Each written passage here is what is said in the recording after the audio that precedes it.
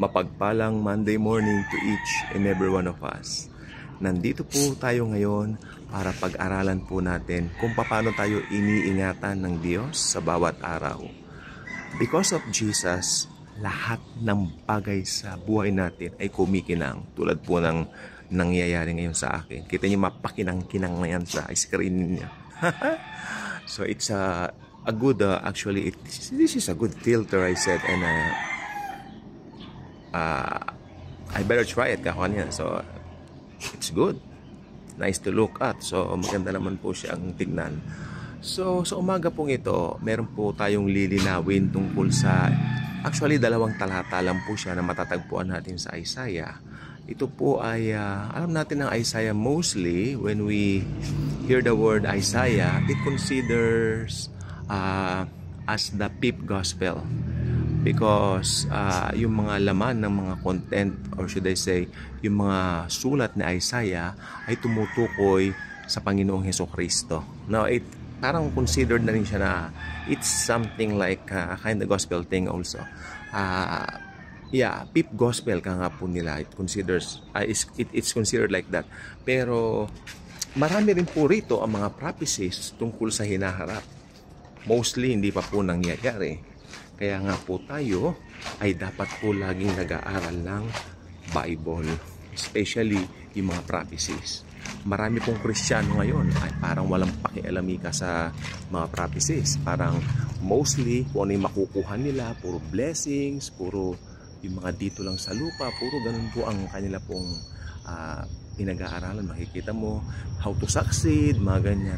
Aba, kung ganun din lang po sana wag ka nang pumunta sa Bible study. Pumunta ka na lang doon sa mga speaker na, ang tawag doon, o yung mga nagpapa-boost ng moral na speaker. Doon ka na lang pumunta dahil hindi para sa iyo ang Biblia pag ganun. Ang Biblia ay punong-puno po ng mga propesiya.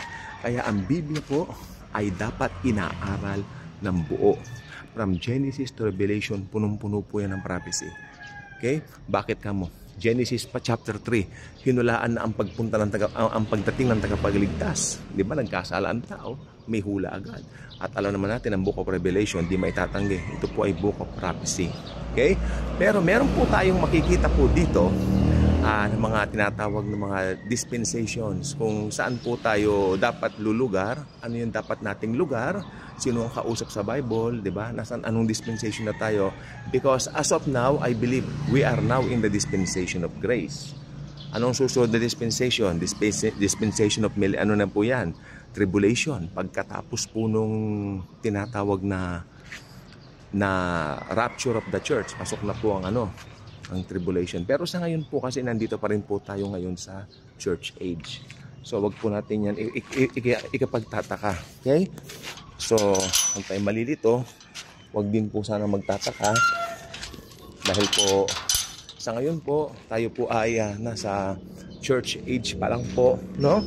Kaya ang babasahin natin ngayon ay tungkol sa ating kalagayan bilang mga Kristiyanong nasa church age. Nasa church age. Itong talatang ito, pag binabasa ng ilan, napapailing na lang ang ulo ko sapagkat sinasabi nila, ito raw po ay pang millennium. Doon daw po ito sa millennial reign ni Christ. Sabi ko, ay talagang pinag-aaralan nga nila ang Bible, dahil kung hindi, magkakandalito-lito po talaga tayo. Ito po ay matatagpuan sa Isaiah chapter 60 verses 1 to 3 yata, 1 to 2. Let me look the Bible. Look at the Bible, okay? Ayun, 1 to 2. Okay? Pasensya na po sa maingay na aso. Hayaan niyo po yung aso. Ayan po. Sabi po rito, Isaiah, okay, Isaiah chapter 60 verses 1 to 2. Arise, shine, for your light has come, and the glory of the Lord is risen upon you. Okay? And the glory of the Lord is risen upon you. For behold, the darkness shall cover the earth, and deep darkness the people. But the Lord will arise over you, and His glory will be seen upon you. Okay? Bakit ko po nasabi na ang verse pong ito ay hindi po para sa millennium reign ni Kristo? Okay? Tignan po natin. Kasi, tignan nyo, for behold, the darkness shall cover the earth. Sabi kasi dito, the darkness shall cover the earth. At alam naman natin sa millennial reign ni Kristo, wala pong darkness dahil perfect po ang paghahari niya. So, ang dispensation po talaga nito ay sa atin pong nabubuhay ngayon dito sa church age. Okay? So, tignan mo, sabi po niya, nakakalakas ng loob, nakaka-boost ng moral pag babasahin mo to. At alam mo ang konteksto kung sinong kausap. Arise, shine. Inuutusan tayo ng Diyos na mag-arise. Hindi aray ha, arise. Inuutusan tayo ng Diyos na mag-arise. Hayaan nyo nang hindi mag-arise yung boses ng aso na yan. Maingay po siya. Ewan ko po gustong pumunta rito ngayon. Papakita kita sa viewers ha, para may pag-pray ka kung anong pinagdadaanan mo. Joke. Yun. So, arise, shine, for your light has come. Ang kausap po rito tayo po mga Gentile. No? Tayo pong mga Kristiyano na mga hentil sa panahon ngayon. Okay? Church age, no? And the glory of the Lord is risen upon you. Nasa atin ang glory ng Panginoon. Alam niyo, nang tanggapin natin si Kristo as Lord and Savior, pumasok na po, nag-invade na po si Jesus sa atin pong mga buhay.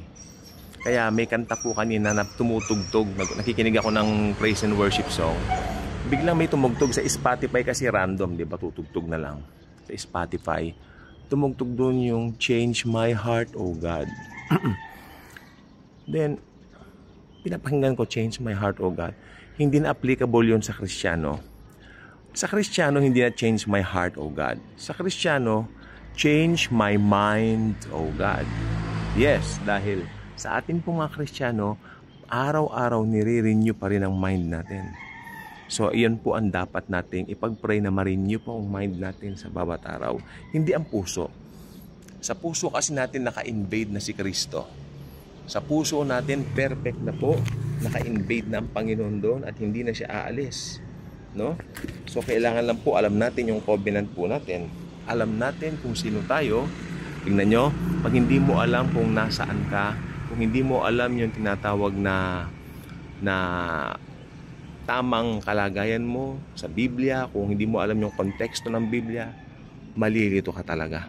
'Di ba? Kasi namatay na si Christ, binayaran lahat ng kasalanan natin, at sino mang mananampalataya sa Kanya, patatawarin lahat ng kasalanan. Okay? At pag pinatawad ng kasalanan mo, automatic, the moment you receive Jesus, may bago ka ng puso. Kaya kung Kristiyano ka na, hindi ka na magkakakanta ng Change My Heart, Oh God. Parang walang pinagkaiba dun sa Come Holy Spirit. Tandaan mo nung na-born again ka, dumating ng Holy Spirit sa'yo. Okay? Yun na rin po yung baptism of the Holy Spirit. Wala pong magka-separate na, yes. Yung iba kasi separate paro yung baptism of the Holy Spirit and all that. May actually doctrines of men lang po yun na ikalilito ng tao yung mga hindi nag-aaral ng Bible. Okay? Kaya huwag mong sabihin na, Come Holy Spirit. Dahil ang Holy Spirit, tinanggap mo na nang na-born again ka. Okay? Kaya yan, Change My Heart, O God. At saka yung Come Holy Spirit, hindi po yan awitin ng mga Kristiyano. Okay? Hindi na po para sa atin yan ngayon sa age po ng, sa church age natin. Dahil kung nakikristo ka na, kung Kristiyano ka na, maaaring sabihin mo, Change my mind, O God. Pero wag mo nang tatawagin ng Holy Spirit, Come Holy Spirit. Anong gagawin mo? Just acknowledge the Holy Spirit. Acknowledge His presence. Because His presence is already with you. Already with us. When we got saved. When we got born again. Tinanggap na po natin yun. Okay? Hindi po yan yung tipong darating, aalis. Aalis, darating. Nung Old Testament, ganun po ang style ng Holy Spirit. But not now. Perfect po ang ginawa ni Christ sa cross. Hindi po ito yung parang, anong tawag dito? Lingas kugon. No. Kung ganyan kababa ang tingin mo sa ginawa ni Kristo, wow, kahabag-habag ka naman. Kawawa. Kawawa ka naman, di ba? Pero hindi. Dapat tignan mo si Christ kung sino talaga siya. Siya ang tagapagligtas ng mundo. At pag tinanggap mo siya, pangako niya, buhay na walang hanggan.